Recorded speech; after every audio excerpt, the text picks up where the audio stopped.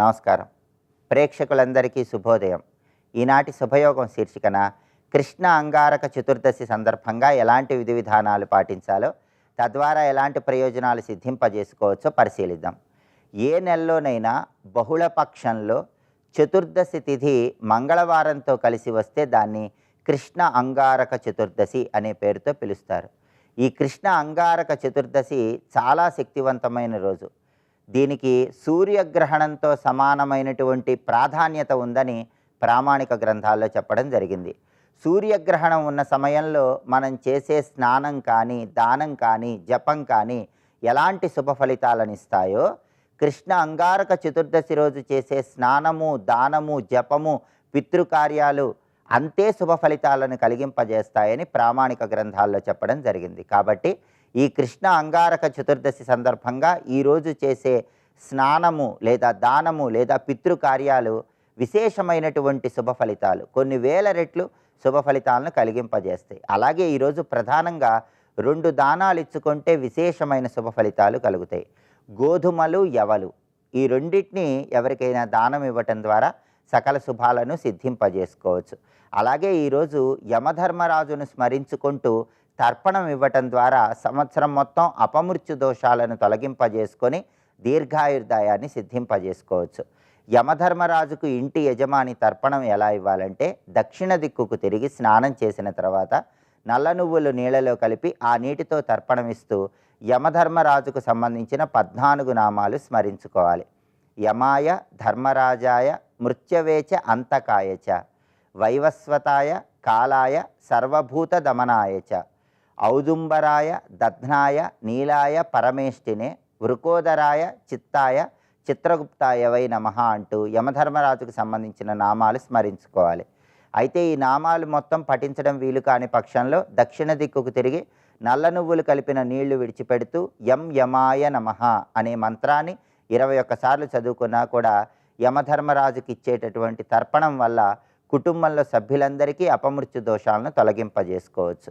అలాగే కృష్ణ అంగారక చతుర్దశి సందర్భంగా సూర్య భగవానుడికి అర్ఘ్యం ఇచ్చిన, సూర్యుడికి తర్పణం వదిలిపెట్టిన విశేషమైనటువంటి శుభ ఫలితాలు కలుగుతాయని ప్రామాణిక గ్రంథాల్లో చెప్పారు. కాబట్టి రాగి చెంబులో నీళ్లు తీసుకొని ఎర్రటి పుష్పాలు, కుంకుమ పువ్వు ఆ నీటిలో కలిపి తూర్పు దిక్కు వైపు తిరిగి ఓం గృణిహి సూర్య ఆదిత్యం అని జపిస్తూ 12 సార్లు సూర్య భగవానుడికి అర్ఘ్యం విడిచిపెట్టడం ద్వారా విశేషమైన శుభ ఫలితాలను సిద్ధింపజేసుకోవచ్చు.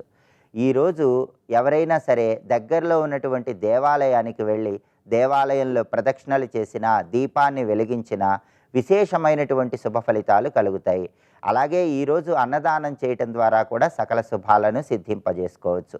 సూర్యగ్రహణంతో సమానమైనటువంటి ప్రాధాన్యత కలిగిన కృష్ణ అంగారక చతుర్దశి సందర్భంగా ప్రత్యేకంగా దానాలు నిర్వహించుకోవటం, పితృదేవతలకు తర్పణాలు ఇవ్వటం, దేవాలయ దర్శనం చేయటం ద్వారా సకల శుభాలను సిద్ధింపజేసుకోవచ్చు, అన్ని సమస్యలు అధిగమించవచ్చు. రేపటి శుభయోగం శీర్షికన చైత్ర అమావాస్య సందర్భంగా ఎలాంటి విధి విధానాలు పాటించాలో, తద్వారా ఎలాంటి ప్రయోజనాలు సిద్ధింపజేసుకోవచ్చో పరిశీలిద్దాం. నమస్కారం.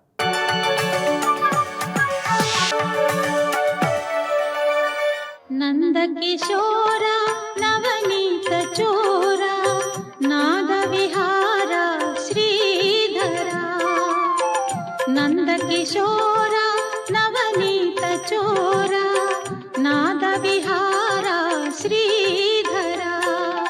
కర్మత్యాగం చేయడం అనేటువంటిది కూడా జాగ్రత్తగా తెలిసి చేయాలి సుమా. ఇక్కడ తామసత్యాగి, రాజసత్యాగి, సాత్విక త్యాగి అని చెప్పాడు. సాధారణంగా అన్ని చోట్ల సాత్విక రాజస్తామస్ చెప్పినప్పుడు ఇక్కడ తామసం నుంచి మొదలుపెట్టాడు. ఇక్కడ అంటే విడిచిపెట్టాల్సినవేవో మొదలు చెప్తున్నాడు. విడిచిపెట్టాల్సిన తామసాన్ని, రాజసాన్ని, కర్మని కాదు.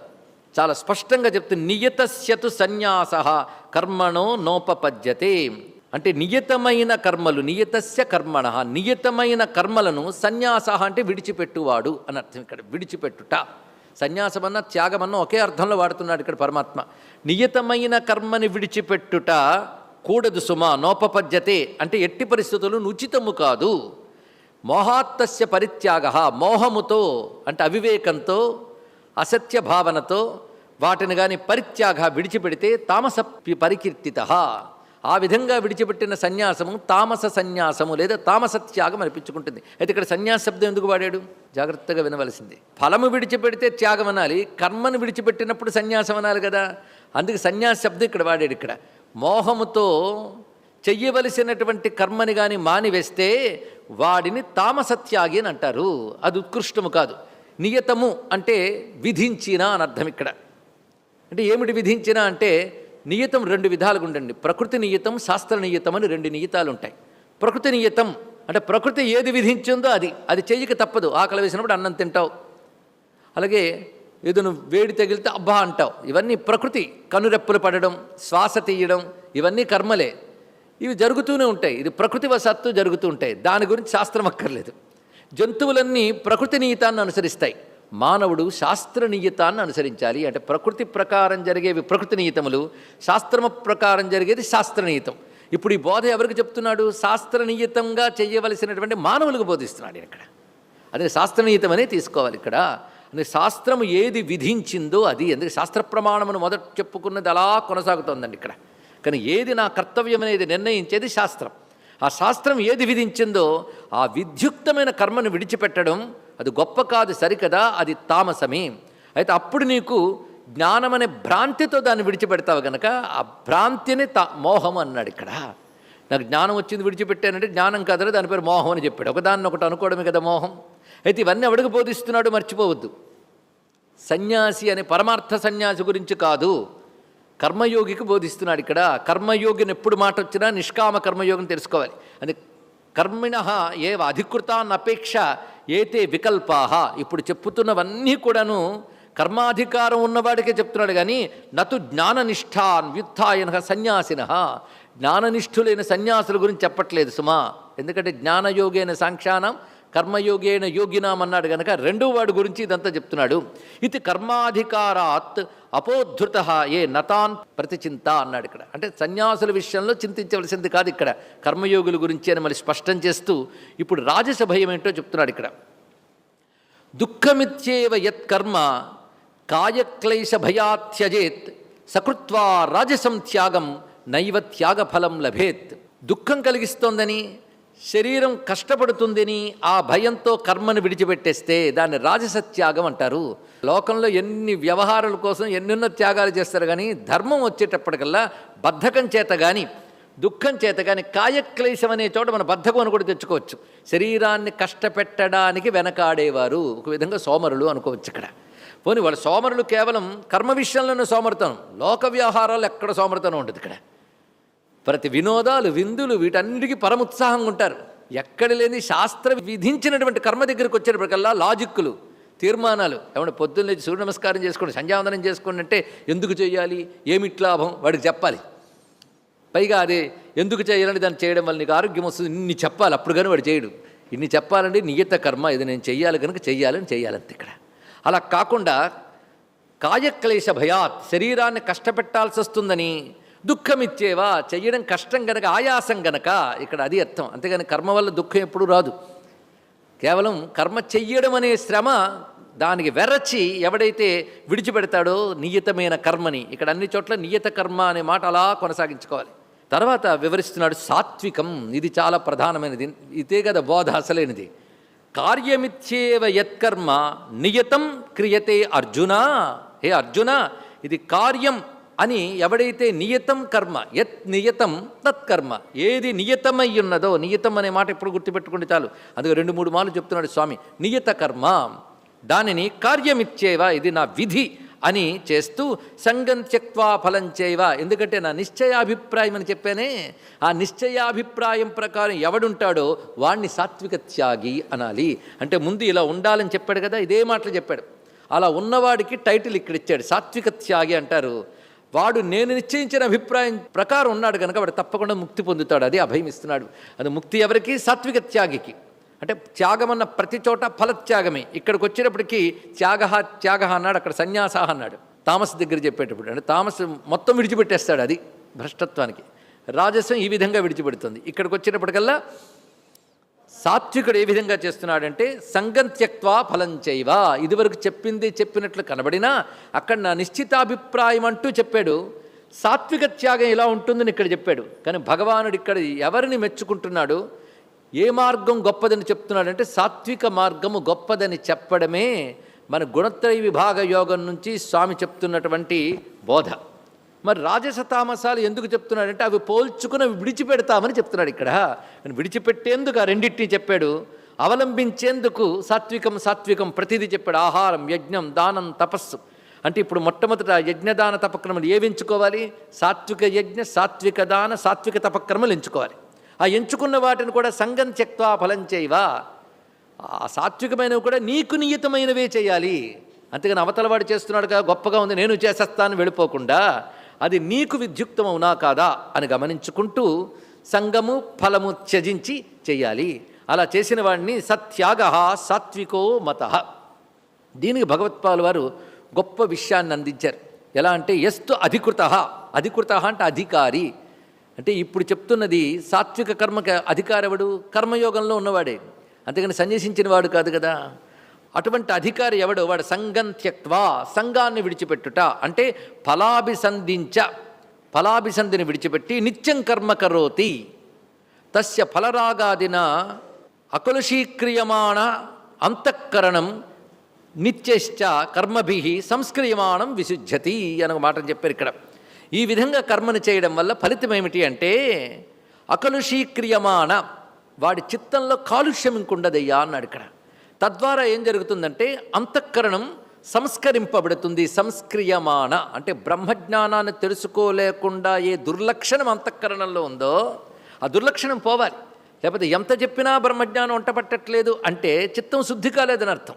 కానీ ఎవడు త్యాగపూర్వకంగా అనీత కర్మని చేస్తాడో అటువంటి వాడు అంతఃకరణం క్రమంగా అకలుషీక్రియమాణ, ఆ మాట చక్కగా చెప్పాడు. అంటే కలుషము కాని విధంగా ఉండి సంస్కరింపబడుతుంది. అటువంటి మనస్సు ఎలా ఉంటుందంటే విశుద్ధం ప్రసన్నం, అది విశుద్ధమవుతుంది, ప్రసన్నమవుతుంది. స్వస్తి.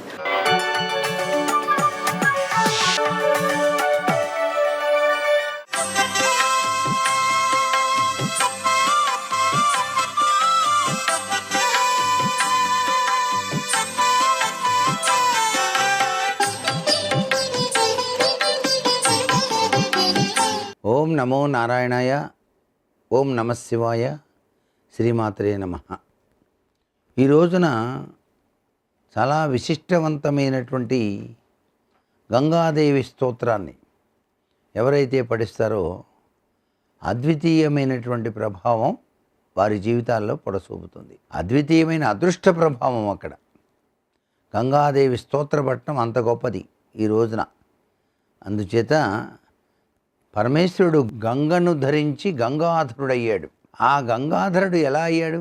భగీరథుని యొక్క తపశ్చర్య వలన గంగాదేవిని ఆయన ధరించాల్సి వచ్చింది. ఆయన ధరించి వదిలాడు భూమి మీదకి. అందుచేత పరమ పావనవంతమైనటువంటి గంగా స్తోత్ర పఠనం ఈ యొక్క చతుర్దశి తిథి నాడు ఎవరైతే పఠిస్తారో వారికి అశ్వమేధయాగ సత్ఫలితం కలుగుతుంది. కాశీలో అశ్వమేధ ఘాటులో స్నానం చేసిన సత్ఫలితం కూడా కలుగుతుంది అని చెప్పేసి మనకు శాస్త్రవచనం. అంతేకాకుండా మనకి పరమేశ్వరుని యొక్క దివ్య అనుగ్రహం వలన చివరి దశలో చాలా చక్కటి శివానుగ్రహంతో జీవితాన్ని మనం పరిపూర్ణం కావించుకుంటాం. అంటే ఎటువంటి ఈతి బాధలు కలగకుండా చివరి దశ చాలా చక్కగా కొనసాగుతుంది సుమా. అందుచేతనే చతుర్దశి తిథి నాడు గంగా స్తోత్ర పఠనం చేయాలి. గంగాదేవి స్తోత్రం అంత గొప్పదిగా మనకు శాస్త్రాల్లో చెప్పారు. పరమ పావనమైనది, పరమ పవిత్రవంతమైనది.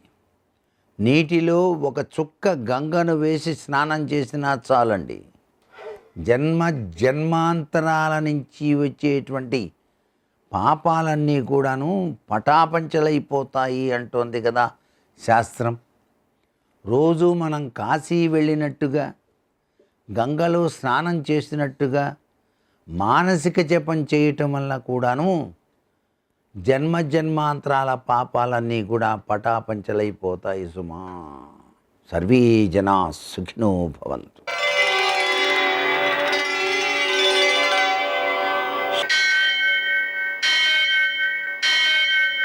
సహస్రశీరుషం దేవం విశ్వాక్షం విశ్వశంభువం విశ్వం నారాయణం దేవమక్షరం పరమం పదం విశ్వతః పరమాం నిత్యం విశ్వం నారాయణగుం హరిం విశ్వమేవేదం పురుషస్తద్విశ్వముపజీవతి పతిం విశ్వస్యాత్మేశ్వరం శాశ్వతం శివమచ్యుతం నారాయణం మహాజ్ఞేయం విశ్వాత్మానం పరాయణం.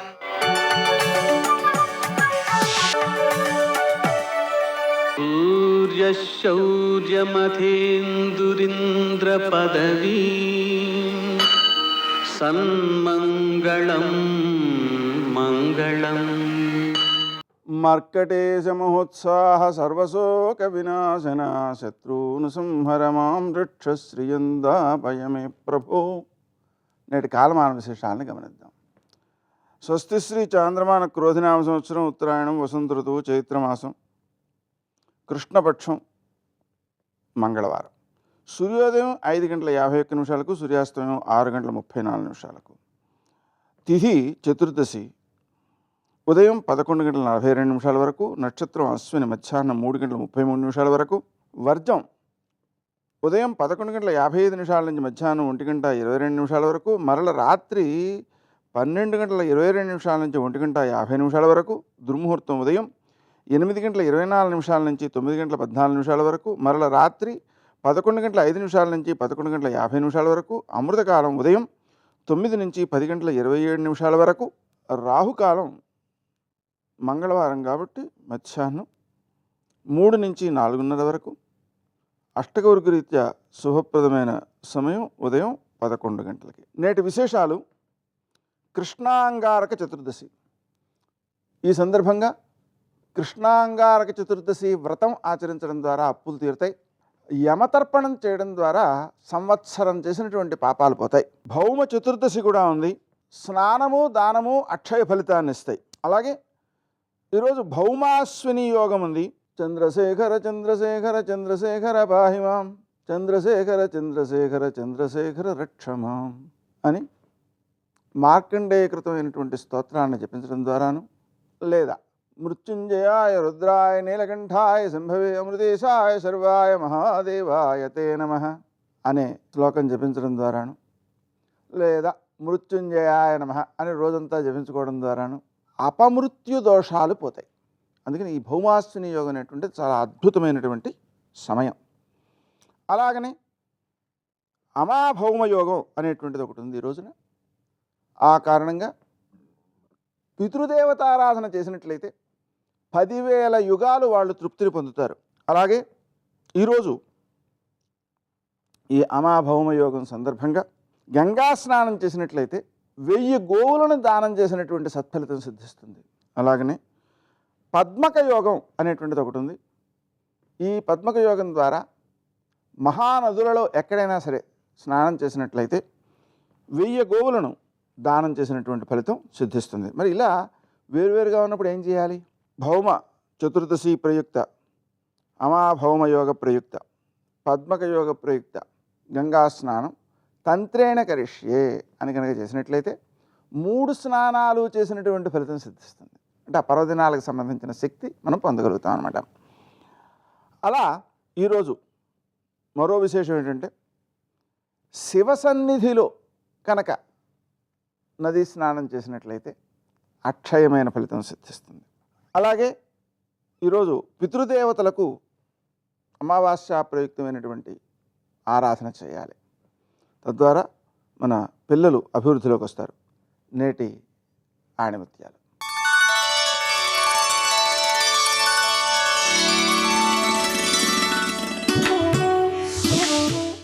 ఏ మనిషికైనా జీవితంలో ఒక లక్ష్యం ఉండాలి.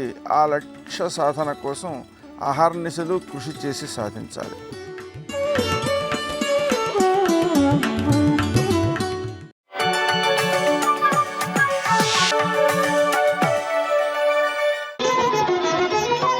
జయ జయ జయ జయ శ్రీ హనుమా జయ జయ జయ జయ ప్రభుదయ గనుమా. భౌరంభంశనలో నిలోంబర మహార్నాథో హిమాంశు పుమాన్ నిత్యాభాతి చరాచరాత్మకమిదం యస్యైవ మూర్త్యష్టకం నాణ్యక్కించన విద్యతే విరుషతాం యస్మాత్ పరస్మాద్విభో తస్మై శ్రీగురుమూర్తయే నమయిదం శ్రీదక్షిణామూర్తయే అంటారు శంకర భగవత్పాదులు. పరమశివుని యొక్క అష్టమూర్తి తత్వంలో ఒకటైనటువంటి చంద్రుడు తన యొక్క అమృతధార చేత లోకముల యొక్క తాపాన్ని పోగొడతాడు, పాపతాపాన్ని పోగొడతాడు. అందుకని లోకస్య పాపాని వినాశయంతం మహోదధించాపి సమేధయాంతం. ఆ చంద్రకిరణాలు పడుతుంటే సముద్రాలు పొంగుతాయి, సముద్రాన్ని పొంగేటట్టు చేస్తున్నాడు. మీరు ఎప్పుడైనా సముద్రం ఉన్న ప్రదేశంలో పౌర్ణమి నాడు వెళ్ళి చూడాలి. అసలు ఆ కిరణాలు పడుతుంటే సముద్రుడి పొంగు చూడాలి. పౌర్ణమి వచ్చేటప్పటికి పొంగుతుంది సముద్రం. చంద్రుడు సముద్రాన్ని పొంగింపచేస్తాడు. మహోదధించాపి సమేధయాంతం భూతాని సర్వాణి విరాజయంతం. సమస్త భూతములు చక్కగా కనపడతాయి ఆ చంద్రకాంతిలో. సూర్యకాంతిలో కనపడ్డాయి అనుకోండి, బాగా కనపడినా మనకి తాపంగా ఉంటుంది. చంద్రకాంతి అలా కాదు, ఎంత సంతోషంగా ఉంటుందో. భూతాని సర్వాణి విరాజయంతం, అదే కాదు దాని అర్థం. ఒక్క అగ్ని తప్ప మిగిలిన 4 భూతములు ప్రకాశిస్తాయి చంద్రకాంతిలో. భూమి, నీరు, అందులో నీరు ప్రకాశించడం మీరు చూడాలి. పౌర్ణమి చంద్రుడి యొక్క కాంతిలో నీటి యొక్క వైభవాన్ని చూడాలి. ఆ చంద్రకాంతి పడుతున్నటువంటి నీటి వైభవం చూస్తుంటే మనసు ఎంత రంజిల్లుతుందో, ఎంత అందంగా ఉంటుందో. అసలు సముద్రం పక్కనున్న వాళ్ళకి అందమే అందం పౌర్ణమి నాడు సముద్రపు ఒడ్డున కూర్చుంటే. అందుకని భూతాని సర్వాణి విరాజయంతం దదర్శ సీతాంశుమదాభియాంతం హంసో యథా రజత పంజరస్తః సింహో యథా మందరకందరస్తః వీరో యథా గర్విత కుంజరస్తః చంద్రోపి విభ్రాజతదంబరస్తః. అంత్యానుప్రాస. ఎంత అందమైన శ్లోకాలు వెళ్ళారో మహర్షి. చంద్రుడు ఎంత ప్రసన్నంగా ఉంటాడో శ్లోకం అలా ఉంటుంది. మహర్షి గొప్పతనం అది. శ్లోకంలోనే భావప్రకటన ఉంటుంది. హంసో యథా రజిత పంజరస్తః. వెండి పంజరంలో హంసని పెడితే ఎలా ఉంటుందో అలా ఉన్నట్టు చంద్రుడు. అసలు ఏమి ఊహలండి ఆయనవి. హంసో యథా రజత పంజరస్తః వీరో యథా గర్విత కుంజరస్తః. గర్వించినటువంటి వీరుడు ఏనుగు మీద కూర్చుంటే ఎలా ఉంటాడో అలా ఉన్నట్టు. సింహో యదా మందరకంధరస్తః. మందర పర్వత గుహలో సింహం పడుకుంటే ఎలా ఉంటుందో అలా ఉన్నట్టు. సింహో యథా మందరకందరస్తః చంద్రోపి బిభ్రాజతదంబరస్తః. చంద్రుడు అంత అందంగా ఉన్నాడు. వినిష్ట సీతాంశు తుషార పంకో మహాగ్రహగ్రహ వినిష్ట పంకః ప్రకాశలక్ష్మ్యాశ్రయ నిర్మలాంకో రరాజచంద్రో భగవాన్ శశాంకః. భగవాన్ అంటారు. అసలు సుందరకాండలో ఏ పౌర్ణమి నాడో ఇంటి మేడ మీదకి వెళ్ళి కూర్చుని, ఏ పడక కుర్చీలో కూర్చుని ఈ శ్లోకాలన్నీ జ్ఞాపకం తెచ్చుకొని చంద్రబింబం వంక చూస్తుంటే ఎంత ఆనందంగా ఉంటుందనుకుంటున్నారు మనస్సు. ఎంత అందంగా చెప్పారంటే వినిష్ట సీతాంశు తుషార పంకో. సూర్యుని యొక్క కిరణములు చంద్రుడి మీద పడి చంద్రుడు ప్రకాశిస్తూ మంచుని పోగొడుతున్నాడు.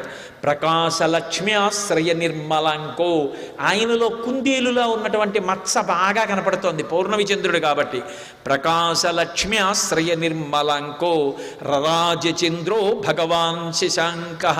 శిలాతలం ప్రాప్య యథా మృగేంద్రో మహారణం ప్రాప్య యథా మృగేంద్రః రాజ్యం సమాసాద్య యథా నరేంద్రో స్తథా ప్రకాశో విరరాజచంద్రః.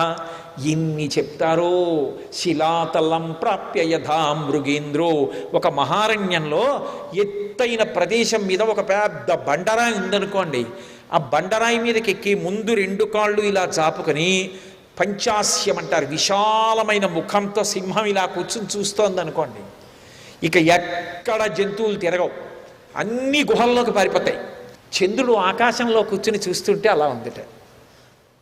శిలాతలం ప్రాప్య యథా మృగేంద్రో మహారణం ప్రాప్య యథా గజేంద్రః. గొప్ప యుద్ధం వచ్చిందనుకోండి, అందులో మదగజం ఎలా ఉంటుందో అలా ఉన్నట్ట చంద్రుడు. ఆ ఏనుగు తొండంతో విసిరేస్తుంది, కాళ్ళతో తొక్కేస్తుంది, శరీరంతో పడగొట్టేస్తుంది. అలా నిర్భయంగా మేఘాల్ని ఉరుసుకుంటూ పైకొస్తూ లోపలికెడుతూ నడిచి వెళ్ళిపోతున్నాడు. కుంజరగమని అంటారు ముత్తుస్వామి దీక్షితారు. ఏనుగు నడక ఎలా ఉంటుందో చంద్రుడు ప్రయాణం చేయడం అలా ఉందిట. సర్వం శ్రీ ఉమామహేశ్వర పరబ్రహ్మార్పణమస్తు. స్వస్తి.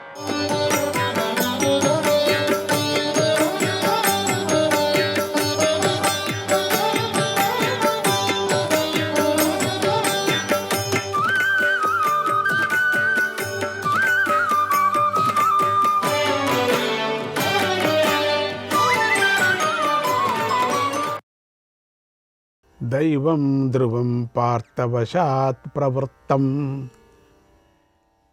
దైవం ధ్రువం పార్థవశాత్ ప్రవృత్తం.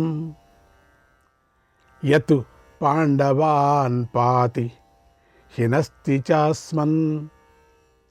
తవార్త సిద్ధ్యర్థకరాస్తు సర్వే ప్రసఖ్యస్య వీరా నిహత ద్విషద్భిః. కానీ దైవం నిశ్చయంగా అర్జునుడికి అది వశమై ప్రవర్తించింది. అందుకే దైవం పాండవులను రక్షించి మనలను హింసించింది, బాధించింది. నీకు మేలు చేయాలని కోరుకునే వీరులందరూ శత్రువుల చేతిలో చనిపోయారు. ఓ రాజా, నీ వీరులు కుబేర, యమ, ఇంద్రుల వంటి ప్రభావం కలవారు, బలపరాక్రమాలు, శౌర్య తేజస్సులు, వివిధ గుణాల్లోనూ గొప్పవారు. అవధ్యకల్పా నిహత నరేంద్రాఘ తవార్త కామాయుధి పాండవేయైః తన్మా శుచో భారత దిష్టమేతత్.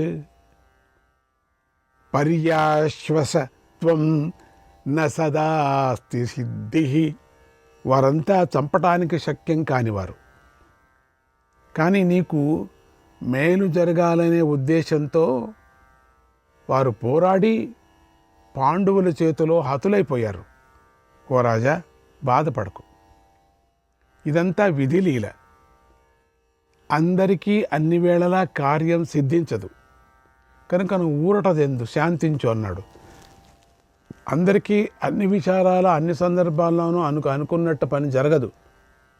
విధి వక్రిస్తూనే ఉంటుంది. అప్పుడు నీ కుమారుడైనటువంటి దుర్యోధనుడు తాను చేసిన అవినీతిని అంటే తప్పుడు పనులు, పాపకార్యాలు, చెడు మాటలు, చెడు ఆలోచనలు, హత్యలు, కుట్రలు, కుతంత్రాలనంతా మనసులో పరిశీలించుకున్నాడు. తన తప్పులన్నీ తెలుసుకున్నాడు. అన్నీ ఏమేం చేశాడు, ఎంత అవమానం చేశాడు, ఎంత మోసం చేశాడు తన బంధువులకి, తన అన్నతమ్ముళ్ళకి. అప్పుడు అనుకుంటూ ఎంతో దుఃఖించాడు. మాటిమాటికి నిట్టూర్చాడు అన్నాడు సంజయుడు. అంటే అనుకుంటూ దుఃఖపడ్డాడు. ఎంత పని చేశాను, నేను చెడ్డ పని చేశాను, అందుకే నాకు ఇది. శ్రీకృష్ణాయ పరమాత్మనే నమః. 93వ అధ్యాయం. సంజయుడు ఇలా చెప్పాడు: ఓ మహారాజా, అప్పుడు జరిగిన మహాయుద్ధంలో మహావినాశనం సంభవించింది. దాన్ని గురించి చెబుతున్నాను, జాగ్రత్తగా విను. ఆ యుద్ధంలో మానవులు, ఏనుగులు, గుర్రాలు ఘోర వినాశనాన్ని పొందాయి. కర్ణుడు మరణించగానే అర్జునుడు సింహనాదం చేశాడు. అప్పుడు నీ కుమారులందరూ ఎంతో భయపడ్డారు. నీ యోధులు కూడా వెనక్కు జంకారు. ఎవ్వరూ వెంటనే విజృంభించలేదు. నీ వారికి ఎవరికీ సేనలను సమీకరించుకోవాలనే బుద్ధి కూడా పుట్టలేదు. ఎవరికీ తోచలేదు, ఎందుకంటే పెద్ద ప్రాణి పడిపోయింది కిందికి. ఎవరికీ దాడి చేయాలనే ఉత్సాహం కూడా కడగలేదు. అందరి మనసులోనూ భయం పుట్టింది. కర్ణుడు మరణించగానే సింహం చేత పీడించబడ్డ మృగాలలాగా నీ సేనలన్నీ పీడించబడి పారిపోయాయి, బెదిరిపోయాయి. శస్త్రాల చేత గాయాల పాలై రక్షకుడు లేక అనాథులైపోయాయి. నాతుడి కోసం ఎదురు చూశారు. ఆ సాయంకాల సమయంలో మన వారంతా అర్జునుడి చేతిలో ఓడిపోయారు. కొమ్ములు విరిగినటువంటి ఎద్దులు, చాలా పెద్ద పెద్ద కొమ్ములు ఉన్నప్పుడు విరిగిపోతే ఎద్దులు ఎట్లా ఉంటాయో, కోరలు తీసిన పాముల్లాగాను అయిపోయి రణభూమి నుండి వెనక్కు వెళ్ళాలని దిక్కులు చూస్తున్నారు. అంటే ఇంకైపోయింది ఇక్కడికే అనుకున్నారు. నీ కుమారులందరూ వీరులను కోల్పోయారు. అర్జునుడి పదునైన బాణాలతో బాగా గాయపడి భయంతో పారిపోయారు. అలా నీ సైనికులు రణభూమిలో ఏమీ చేయలేక అచేతనులై ఉండిపోయారు. మహారథులలో కొందరు వీరులు గుర్రాలెక్కి పారిపోయారు. కొందరు ఏనుగులెక్కి పారిపోయారు, కొందరు రథాలెక్కి మహావేగంతో పారిపోయారు. అలా యోధులు కాల్బలాన్ని అక్కడే వదిలేసి కూడా కొంతమంది పారిపోయారు. ఏనుగులను ఎక్కిన వారు మరణించారు. సైనికుల చేతులు తెగిపోయాయి. నీ వారికి లోకమంతా అర్జునమయంగానే కనిపించింది. ఎటు చూసినా అర్జునుడే కనిపించాడు. వాళ్ళందరికీ దిక్కు తోచలేదు, ఎక్కడ చూసినా భయంగా ఉంది. అందుచేత నీ వారు తీవ్రమైన భయానికి లోనయ్యారు. అలాగే భీముడి వల్ల భయపడి పారిపోతున్న వారిని కూడా దుర్యోధనుడు చూశాడు.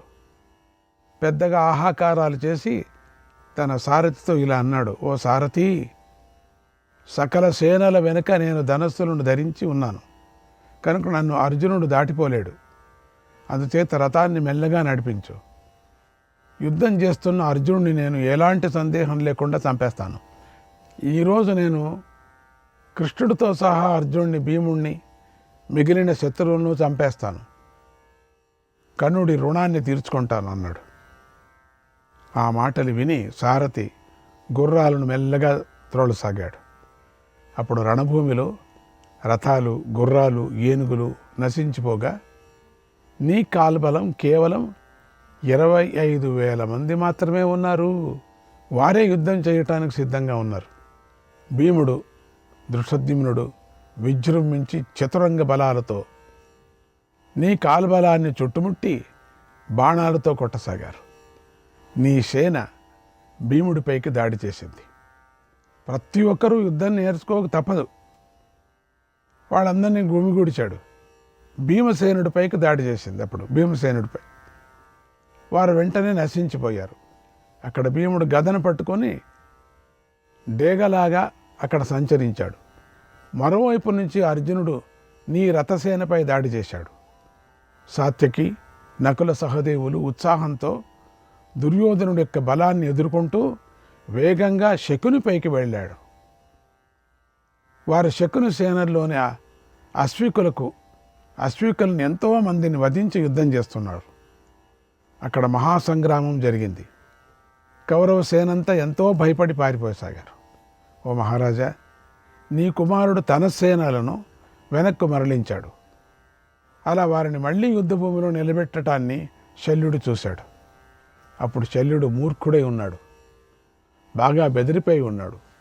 ఎంతో భయంతో సూచనలు చేస్తూ దుర్యోధనుడితో ఇలా అన్నాడు, మహారాజా, ఇప్పుడు వద్దు, యుద్ధం వద్దు, చాలు, ఇక వెనుకకు వెళ్ళు. ఓ దుర్యోధన, సైనికులకు కూడా యుద్ధాన్ని విరమించమని చెప్పు. నువ్వు ముందు శిబిరానికి పద. అదిగో సూర్యుడు కూడా అస్తమిస్తున్నాడు. ఇంత వినాశానికి అంతటికీ నువ్వే కారణం అని ఎంతో దీనంగా దుఃఖిస్తూ శల్యుడు అన్నాడు. ఆ మాట విని దుర్యోధనుడు ఎంతో దుఃఖించాడు. కన్నీరు కారుస్తూ ఆర్తితో హా కర్ణ ఇతి బ్రువాణం ఆర్తం విసంజ్ఞం భృశమశ్రునేత్రం, అయ్యో కర్ణ అంటూ విలపించేశాడు. చైతన్యహీనుడై నిలబడ్డాడు. అలా బాధపడుతున్న దుర్యోధనుడి వద్దకు అశ్వత్థామ మొదలైన ప్రముఖ వీరులు, ఇతర రాజులు వచ్చి ఓదార్చారు. కీర్తితో వెలిగిపోతున్న అర్జునుడి మహాధ్వజాన్ని చూస్తూ వెనక్కు తిరిగారు. వచ్చారు, ఆ ధ్వజం చూసి భయపడ్డారు. రణభూమి అంతా సైనికులు, గుర్రాలు, ఏనుగుల రక్తంతో తడిసిపోయి ఉంది. ఎర్రని వస్త్రాలు, మాలలు, బంగారు ఆభరణాలు ధరించి అందరి ముందర నిలబడిన గణికలాగా కనిపించింది. అంత పెద్దగా అయిపోయింది. ఓ మహారాజా, ఆ సంధ్యాకాలం ఎంతో అందంగా ప్రకాశిస్తుంది. ఆ సమయంలో రణభూమి రక్తంతో తన రూపాన్ని కప్పుకొన్నట్లుగా కనిపించింది. కౌరవసేనంతా కర్ణవధతో దుఃఖిస్తున్నారు. అయ్యో కర్ణ అని ఆక్రోశిస్తున్నారు. బాగా ఎర్రబడిన సూర్యుడిని చూసి వేగంగా తమ తమ శిబిరాలకు వెళ్ళారు. కర్ణుడు అలా మరణించినా కూడా రణభూమిలో సూర్యుడిలాగా ప్రకాశిస్తూ ఉన్నాడు. భక్తులపై దయ చూపించే సూర్యభగవానుడు ఆ సమయంలో రక్తంతో తడిసిన కర్ణుడి శరీరాన్ని తన కిరణాలతో తాకి నెత్తురులాగా ఎర్రగా మారిపోయినట్లుగా ఉన్నాడు. ఇక స్నానం చేయాలి అన్నట్లుగా పశ్చిమ సముద్రం వైపు వెళుతున్నాడు. అది అద్భుతమైన యుద్ధం. ఆ యుద్ధాన్ని గురించి విని చూసి జనులు ఆశ్చర్యపోయారు. ఓ మహారాజా, అలా కర్ణుడు రణభూమిలో మరణించాడు. కర్ణుడి ముఖం పూర్ణచంద్రుడితో సమానమైన కాంతితో వెలిగిపోతుంది. అతడు అందమైన వేషాన్ని ధరించున్నాడు. అందమైన శిరస్సు, మెడ కలిగి ఉన్నాడు. నానాభరణాలు, బంగారం ధరించున్నాడు. అతడు మరణించి చిగురించిన చెట్టులాగా యుద్ధభూమిలో పడి ఉన్నాడు. దదానీత్యేవయోచన్ నాస్తిత్యర్థితోర్తిభిః సద్భిః సదా సత్పురుషః సహతో ద్వైరతే వృషః. యాచకులు అడిగితే ఇస్తాను అనే కానీ లేదు అనే మాటను కర్ణుడు ఎప్పుడూ అనలేదు. సజ్జనుల చేత ఎప్పుడూ సత్పురుషుడిగానే కీర్తించబడ్డాడు. అలాంటి కర్ణుడు ద్వైరథ యుద్ధంలో మరణించాడు. యశ్చ బ్రాహ్మణాసాత్ సర్వం విత్తమాసిన్మహాత్మనః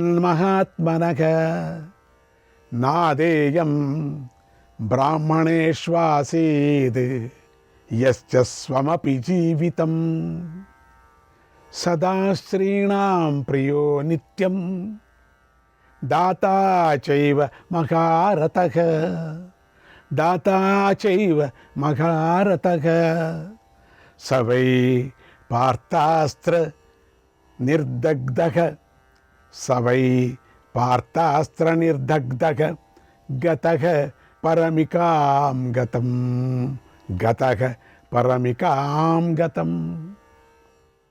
కర్ణుడు మహాత్ముడు, మహారథుడు. అతడి సంపదంతా విప్రుల ఆధీనమై ఉంది. అతడి దగ్గర విప్రులకు ఇవ్వరానిదంటూ ఏదీ లేదు. తన ప్రాణమైనా సరే ఇవ్వటానికి వెనుకాడు చేస్తాడు. ఏంటో బ్రాహ్మణులను చూస్తే చాలా సంతోషపడతాడు. బ్రాహ్మణులకి సహాయం చేయాలా, బ్రాహ్మణులకి ఎంతైనా ఇవ్వాలా, ప్రాణాన్ని కూడా ఇచ్చేస్తాడేమో ఎవరైనా అడిగితే. మొత్తము తన సొత్తంతా, తన ఆస్తి అంతా బ్రాహ్మణుల దగ్గరే ఉండిపోయింది అని ఇక్కడ చెప్తున్నారు వ్యాస భగవానులు. అంటే అంతగా దానం చేశారు అని అర్థం. అతడు స్త్రీలకు ఎప్పుడూ ఇష్టమైన వాడై ఉన్నాడు. అతడు మహాదాత. అటువంటి కర్ణుడు అర్జునుడి బాణాల చేత కొట్టబడి పరమగతిని పొందాడు. అలాంటి కర్ణుడు ఇప్పుడు స్వర్గానికి వెళ్ళాడు. రణభూమిలో కర్ణుడు అస్తమించగానే ఆకాశంలో సూర్యుడు కూడా అస్తమించాడు. ఆ సమయంలో నదులు ప్రవహించలేదు. అగ్ని, సూర్యుడి వంటి రంగుగల బుధ కుజుల ఆకాశంలో ఉదయించారు. అప్పుడు ఆకాశం బ్రదలైంది, భూమి ఘోషించింది. గాలులు పరుషంగాను ఘోరంగాను వీచాయి. దిక్కులు పొగతో మండిపోయాయి. మహాసముద్రాలు పెద్దగా ఘోషిస్తూ క్షోభించాయి. ఓ మహారాజా, కొండలు అడవులు కంపించాయి. భూతగణాలన్నీ బాధపడ్డాయి. బృహస్పతి రోహిణిని చుట్టి సూర్యచంద్రులాగా ప్రకాశించసాగాయి. కృష్ణార్జునులు ఉత్సాహంతోనూ అమిత ప్రభావంతోనూ శత్రువుల మనసులను ముక్కలు ముక్కలు చేశారు. తమ చేతుల్లోనికి 2 శంఖాలు తీసుకొని మ్రోగించారు. కృష్ణార్జునులు అలా తమ తమ శంఖాలను పూరిస్తూ వనాలు, కొండలు, నదులు, గుహాలను ప్రతిధ్వనింపజేసేలాగా చేశారు. దుర్యోధనుడి సేనను ఎంతో భయానికి గురి చేశారు. ధర్మరాజును ఎంతో ఆనందింపజేశారు.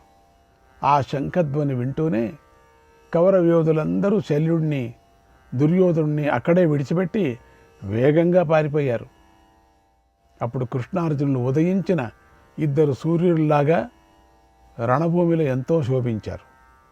వారిని చూసి భూతగణాలు ఎంతో అభినందించాయి. తర్వాత కృష్ణార్జునుడు తమ శిబిరంలోకి వెళ్ళారు. తౌ దేవగంధర్వ మనుష్యచారణై తౌ దేవగంధర్వ మనుష్యచారణై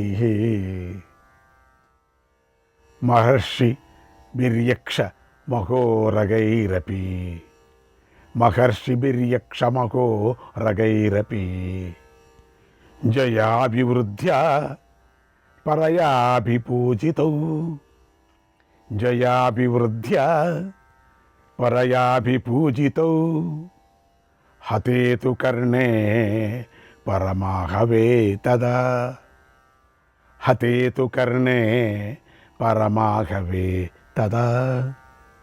అలా మహాసంగ్రామంలో కర్ణుడు చనిపోగానే దేవతలు, గంధర్వులు, మనుష్యులు, చారణులు, మహర్షులు, యక్షులు, నాగులు కృష్ణార్జునులకు జయం కలగాలని కోరుకున్నారు. కృష్ణార్జునులకు ఎప్పటి నుంచో కోరుతున్నారు, మళ్ళీ ఇంకా కోరుకుంటున్నారు. వారు వృద్ధి చెందాలని కాంక్షించారు, ఆశపడ్డారు. ఎంతో శ్రద్ధతో వారిని అభినందించారు, మెచ్చుకున్నారు, స్తుతించారు, తగని విధంగా పూజించారు. ఇలా కృష్ణార్జునులు తమ గుణగణాల వలన వారి చేత అభినందించబడ్డారు. కృష్ణార్జునులు ఇద్దరు చేరుకొని ఆ కర్ణుణ్ణి వధించి తమ మిత్రులతో కలిసి ఆనందించారు అన్నాడు సంజయుడు. శ్రీకృష్ణాయ పరమాత్మనే నమః. 95వ అధ్యాయం. సంజయుడు ధృతరాష్ట్రుకి ఇలా చెప్పాడు: ఓ మహారాజా, యుద్ధంలో కర్ణుడు మరణించటాన్ని చూసి వేల కొద్దిగా ఉన్న నీ పక్షంలోని రాజులు ఎంతో భయపడ్డారు. ఎంచొచ్చట అంతమంది ఉన్నారు. ఇప్పుడు దిక్కులు చూస్తూ వేగంగా పారిపోయారు. నీ సేనలో ఎంతోమంది తీవ్రంగా గాయాల పాలయ్యారు. ఎంతోమంది భయంతో వణికిపోతున్నారు, పారిపోతున్నారు. ఎంతో దుఃఖిస్తూ యుద్ధభూమి నుండి వెనక్కు తిరిగారు. అది చూసి నీ పుత్రుడైన దుర్యోధనుడు వారి అభిప్రాయాన్ని గ్రహించాడు. ఇక మిగిలిన వారిలో పెద్దవాడైన శల్యుడి అనుమతి తీసుకున్నాడు. యుద్ధాన్ని విరమించండి అని ఆజ్ఞాపించాడు. కృతవర్మ యుద్ధాన్ని ఆపాడు. నీ రథాల చేత చుట్టబడి మిగిలిన గోపాలుల సైన్యంతో కలిసి తన శిబిరం వైపుకు పరిగెత్తాడు. అలాగే శకుని మరణించిన కర్ణుణ్ణి చూసి భయపడ్డాడు. 1000 మంది గాంధార సైనికులతో కలిసి తన శిబిరం వైపు పారిపోయాడు. కృపుడు మేఘ సమూహంలాగా ఉన్నటువంటి గజసేనతో కలిసి తన శిబిరం వైపు పరిగెత్తాడు. అశ్వత్థామ పాండవుల విజయాన్ని చూసి మాటిమాటికి నిట్టూరుస్తూ తన శిబిరం వైపు వెళ్ళిపోయాడు. ఇక మిగిలి ఉన్న సంసప్తక సేనతో కలిసి సుశర్మ కూడా ఎంతో భయపడుతూ తన శిబిరానికి వెళ్ళాడు. సుశర్మ కొన వరకు ఉంటాడు. ఇలా దుర్యోధనుడు యుద్ధంలో తన సకల బంధువులు నశించటాన్ని చూసి దీర్ఘంగా ఆలోచించాడు. దుఃఖిస్తూ తన శిబిరానికి వెళ్ళాడు. శల్యుడు ధ్వజం విరిగిపోయిన రథాన్నే తోలుతూ తన శిబిరానికి వెళ్ళాడు. మహారథులు కూడా ఎంతో భయపడ్డారు. సిగ్గుపడుతూ ఏమీ చేయలేక యుద్ధభూమిని విడిచి పారిపోయారు. పారిపోవటం ఒకటే వాళ్ళకి ఇంకేమీ లేదు. కర్ణుడు మరణించడాన్ని చూసి కౌరవులందరూ రక్తంతో తడిచిన దేహాలతో కంపించిపోతూ పరుగులు పెట్టారు. ఓ మహారాజా, కౌరవులలో కొందరు అర్జునుడిని మెచ్చుకున్నారు. కొందరు మహారథులు కర్ణుడిని మెచ్చుకుంటూ ఎటు పడితే అటు పారిపోయారు. కర్ణుడు మరణించడంతో కౌరవులందరికీ తమ జీవితాల మీద, రాజ్యాల మీద, భార్యల మీద, ధనాల మీద కూడా ఆశలు తొలగిపోయాయి. నీ సేనంతా వాడిపోయిన ముఖాలతో తమ తమ శిబిరాల్లోకి ప్రవేశించారు అన్నాడు సంజయుడు. శ్రీకృష్ణాయ పరమాత్మనే నమః. 96వ అధ్యాయం. సంజయుడు ధృతరాష్ట్రుడికి ఇలా చెప్పాడు: ఓ మహారాజా, కర్ణుడు మరణించాడు. శత్రుసేన పారిపోయింది. అది చూసి కృష్ణుడు అర్జునుడిని కౌగిలించుకొని ఆనందంతో ఇలా అన్నాడు: శ్రీకృష్ణాయ పరమాత్మనే నమః.